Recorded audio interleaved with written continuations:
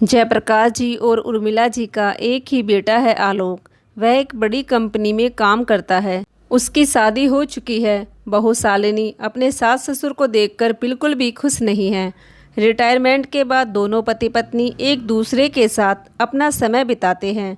जयप्रकाश जी अपनी पत्नी से बहुत प्रेम करते हैं क्योंकि हर परिस्थिति में उर्मिला जी ने अपने पति का साथ दिया। उर्मिला जी एक कुशल गृहिणी थी और साथ ही मेहनती भी बहुत थी।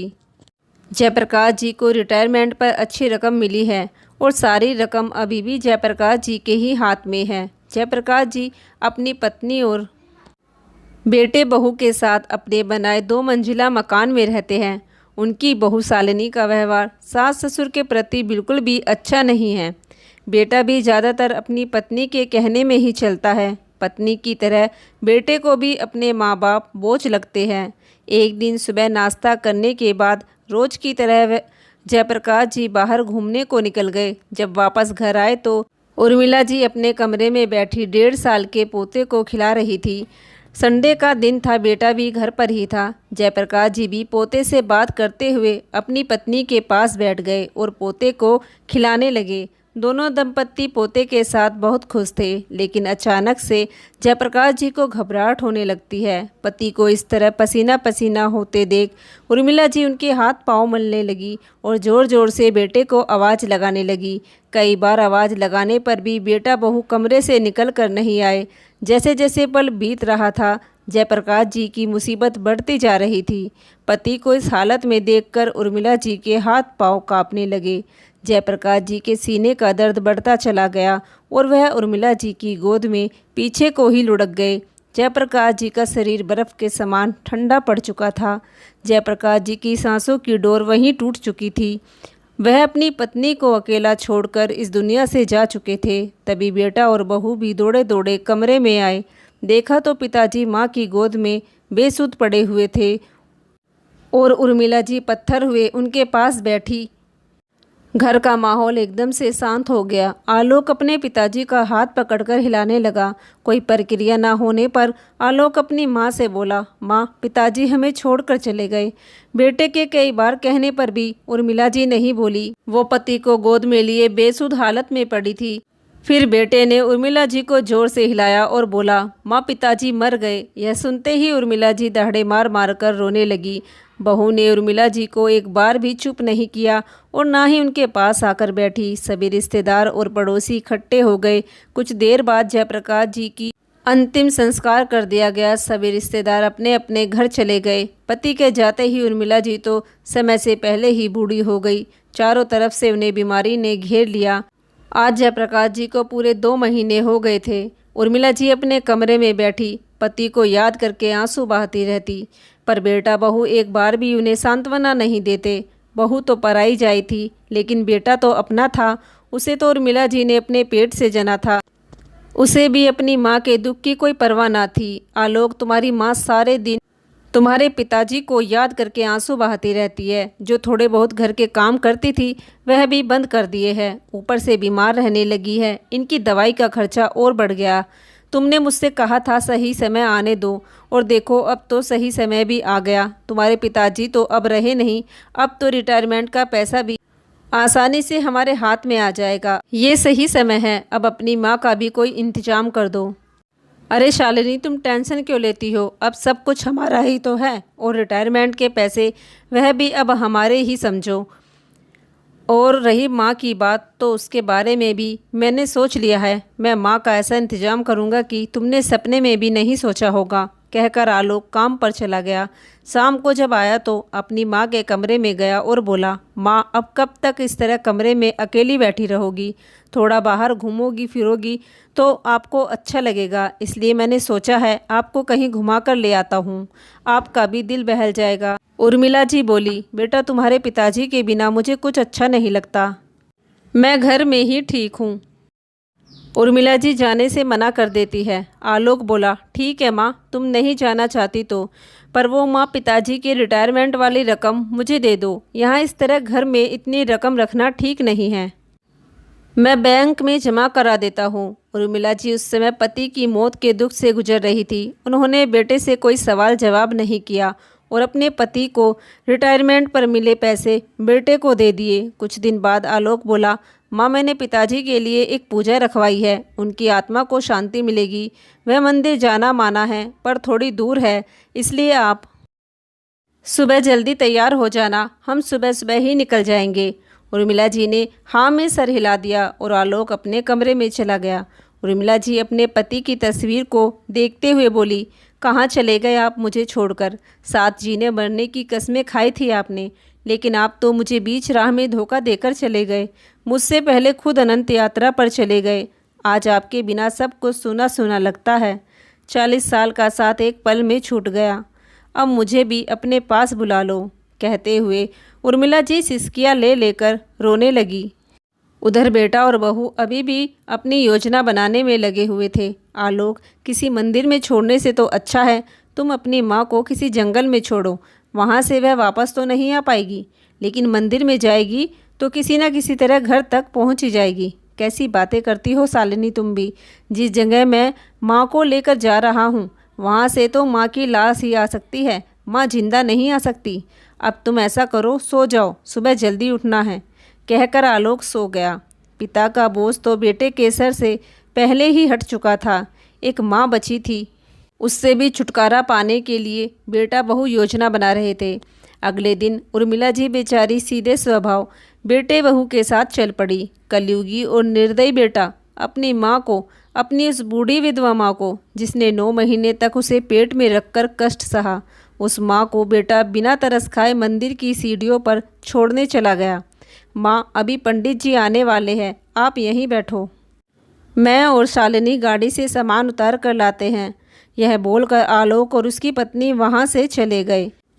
अपने बेटे की राह ताकते ताकते उर्मिला जी को बहुत देर हो गई, पर बेटा लौटकर ना आया। काफ़ी समय बीत गया। उर्मिला जी को आशंका होने लगी। उधर से मंदिर के पुजारी भी उर्मिला जी के पास आ पहुँचे। माता जी, मैं आपको बहुत देर से देख रहा हूँ, आप किसका इंतज़ार कर रही हैं? पुजारी जी, मेरे बेटे ने इस मंदिर में अपने पिता की शांति के लिए पूजा रखवाई थी, मैं अपने बेटे का इंतज़ार कर रही हूँ। पर माता जी, इस मंदिर का इकलौता मैं ही एक पुजारी हूँ और यहाँ पर इस तरह की कोई भी पूजा नहीं रखी गई है। मुझे लगता है आपके बेटे ने आपसे झूठ बोला है।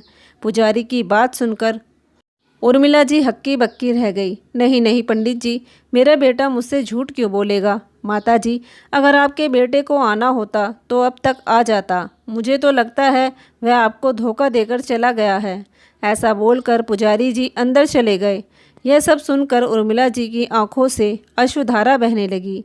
जिस बेटे को पढ़ाया लिखाया, उसके सारे शौक पूरे किए, कभी उसकी परवरिश में कमी नहीं आने दी, उसकी हर इच्छा को उसके कहने से पहले पूरा किया, कभी उसकी आंख में एक आंसू तक नहीं आने दिया। आज उस बेटे ने ही मुझे दर दर भटकने के लिए छोड़ दिया। रो रो कर उर्मिला जी की आंखें लाल हो गई। अब क्या कर सकती थी बेचारी? कहाँ जाती? कोई ठिकाना भी तो नहीं था। अब वह भी इस बात को स्वीकार कर चुकी थी कि उसके बेटे ने उससे पीछा छुड़ाने के लिए यह सब किया है। आज पूरे 15 दिन हो चुके थे। मंदिर में जो भी प्रसाद मिलता उसी को खाकर बेचारी अपना गुजारा कर लेती। इन 15 दिन में उर्मिला जी की हालत भिखारियों जैसी हो गई थी। तन पर जो कपड़े पहने हुए थे वह भी पूरी तरह मैले हो चुके थे। उर्मिला जी रोज सीढ़ियों पर बैठी अपने पति जयप्रकाश जी को याद करके रोती रहती। आप क्या गए मुझे छोड़कर? मेरी तो दुनिया ही उजड़ गई। आपके जाते ही बेटे ने मुझे घर से बेघर कर दिया। इससे अच्छा तो मैं तुम्हारे साथ ही अपने प्राण त्याग देती, तो आज यह दिन तो न देखना पड़ता। धीरे धीरे दिन बीत रहे थे। दिन हो चाहे रात, बेचारी मंदिर की सीढ़ियों पर ही पड़ी रहती। एक दिन मंदिर के कपाट बंद हो चुके थे। तेज बारिश पड़ रही थी। सर छुपाने के लिए मंदिर के पास एक पीपल के पेड़ के नीचे बैठ गई। करीब रात के 9 बज रहे थे। एक लड़का मंदिर के पास से गुजर रहा था जिसका नाम संदीप था। वह एक बड़ी कंपनी का मालिक था। दिल का बहुत ही नेक इंसान था। उसके मम्मी पापा बहुत पहले ही इस दुनिया को छोड़कर जा चुके थे। पिछले 15 दिन से वह रोज अपने काम से आते जाते उर्मिला जी को मंदिर की सीढ़ियों पर बैठी देख रहा था। जब भी संदीप की नज़र उर्मिला जी पर पड़ती थी उसे अपनी माँ का चेहरा याद आने लगता था। रात के अंधेरे में बारिश में सिकुड़ी हुई उर्मिला जी को देखकर संदीप ने अपनी गाड़ी उनके पास ले जाकर रोक दी। इस तरह अचानक गाड़ी को रुका हुआ देख उर्मिला जी घबरा गई। संदीप बोला, माँ जी घबराओ मत, बारिश तेज पड़ रही है, गाड़ी में बैठ जाओ। संदीप के कई बार कहने पर उर्मिला जी डरती डरती गाड़ी में बैठ गई। संदीप उन्हें अपने घर ले गया। घर पहुंचकर संदीप ने उन्हें खाना खिलाया। फिर कुछ देर बाद उनके बारे में पूछा, माँ जी आप मंदिर की सीढ़ियों पर क्यों बैठी रहती हो, क्या आपका कोई बेटा नहीं है? संदीप के पूछने पर उर्मिला जी की आंखों से झरझर आंसू बहने लगे। रोते रोते ही सारी बात संदीप को बता दी। संदीप ने उर्मिला जी को चुप किया और बोला, माँ जी आप रोइए मत, यह घर अपना ही समझो। आपके बेटे ने आपको छोड़ दिया तो क्या हुआ, मैं आपकी सेवा करूँगा। आज से मैं ही आपका बेटा हूँ। मेरे माँ बाप मुझे बचपन में ही छोड़कर चले गए थे। मेरे पास घर, गाड़ी, बैंक बैलेंस सब कुछ है, बस माँ बाप का प्यार नहीं है। मैं रात दिन माँ बाप के प्यार के लिए तरसता रहता हूँ। मैं जब भी आपको देखता था मुझे अपनी माँ याद आ जाती थी, इसलिए मैं आपको यहाँ ले आया। उर्मिला जी संदीप की बातें सुनकर मन ही मन सोचने लगी, हे भगवान, ये कैसी विडंबना है।